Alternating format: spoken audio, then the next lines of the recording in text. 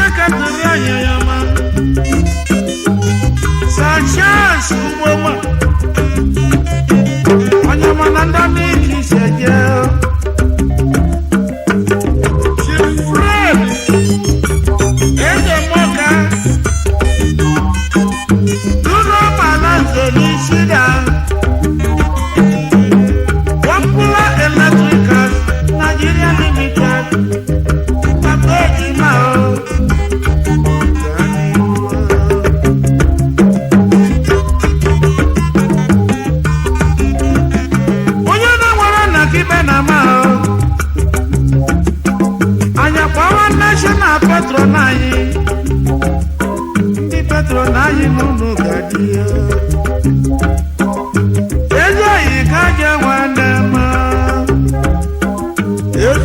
oye kaja nwanne ma o.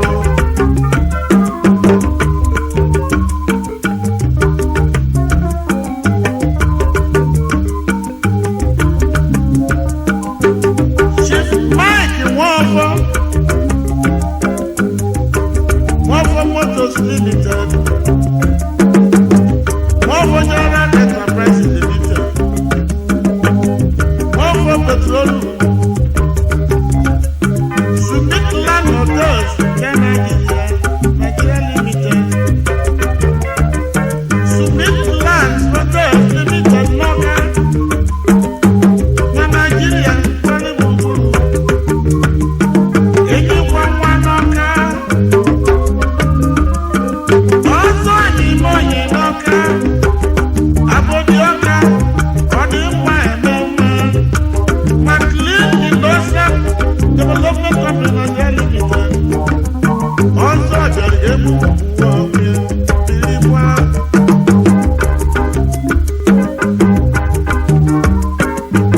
Anyamọma Sashudi Okeke na Ikembe Enugu Agidi, Chairman CBC Group, CBC Petroleum Nigeria Limited, Zizam Industries Limited, CBC Motors Limited, Ikeke n'Igbo n'ime Warri, ebe kwuo dike kakatuli tulebe Enugu Agidi gosi eje. Chief Emeka Okeke Osogwe na ndị petro naghị eze na orimiri wanụ Limited nuo Program Insurance Brokers Limited, Ranchil Technical Company Limited,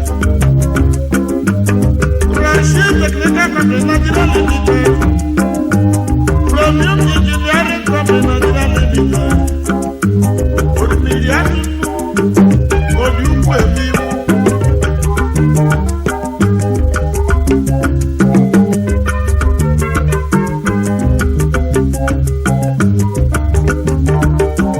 ezigbo anyị n'ịma, ezigbo anyị n'ịma n'ụwa, ezigbo anyị n'ịma, anyị na ezigbo anyị n'ịma n'ụwa.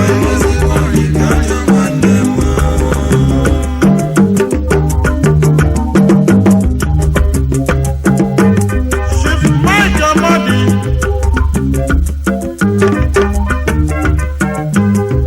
ọzọ bụ Ebichikwunye, Mgbelezu n'aka ka isi eje, Jimmy Joe Furniture Nigeria Limited, Josiah Ọfọnkwuka, Ọba Wanụ na Anagulu, World City Holdings Nigeria Limited,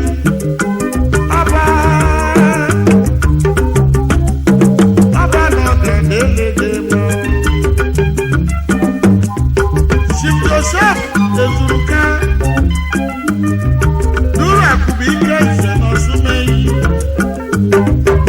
Right Web Shops Ọgaranya Ngada, nwanne Igbo ezi oyiyi, Samuel Okedumu,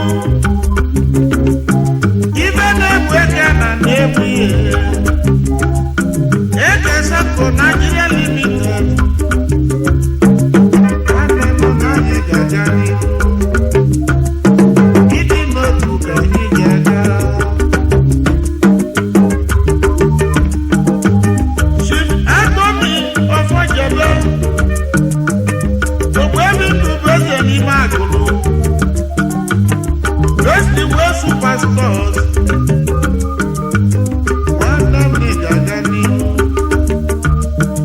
ibe anyị bụ ka anyị na-eme. Nze Felix Edi Ifedi,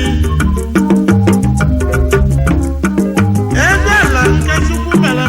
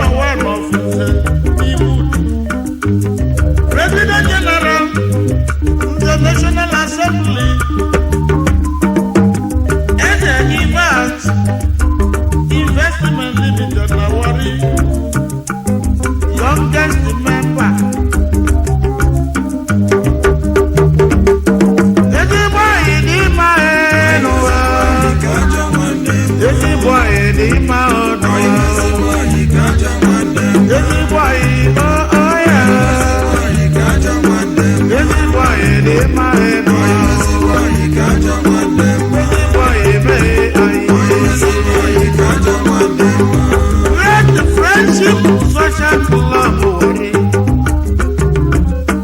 what you can you give me some? Ever you the abamo? You can room, can you? You do not do can you, Jacka? But even not this and the soldier will leave you. What would them on as of no cashier?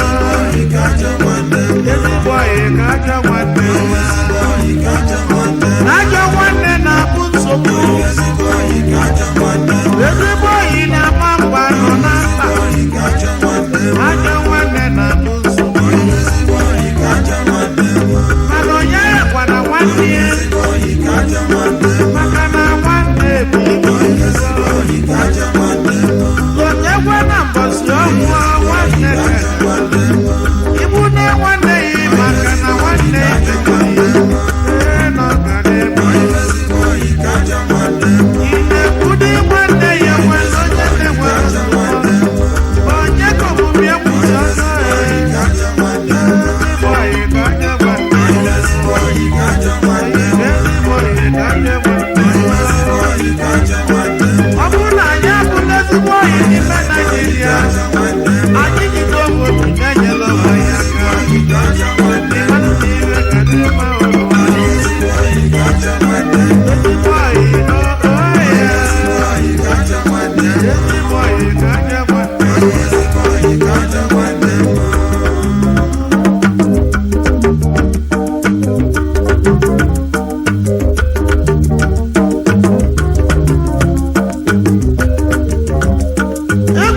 onye ma enwela